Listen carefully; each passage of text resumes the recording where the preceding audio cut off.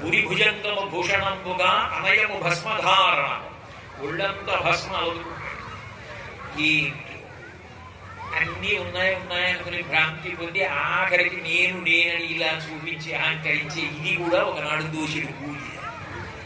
ఆ కింద పడిపోయినటువంటి ఎముకల్లో చిన్న చిన్న ఎముకలు ఏరి పిడకలో పెట్టి కొడుకుని పిలిచి ఇంటికి పట్టుకెళ్ళమంటే అది శ్మశానంలోనే లాకర్లో ఉంచండి, కాశీ వెళ్ళేటప్పుడు తీసుకెడతానని అప్పుడు తీసుకెళ్ళి పట్టుకెళ్ళి గంగలో కలుపుతాడు తప్ప ఇంటికి పట్టుకెడతాడు. కొడుకు కూడా ఇంటికి పట్టుకెళ్ళాడు.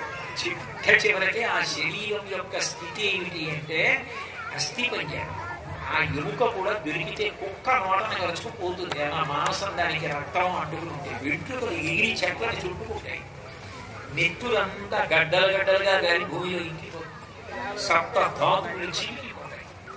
నేనని ఇలా చూపించిన శరీరం కుళ్ళిపోయి కంపు వచ్చి భూమిలో పెడితే భూమిలో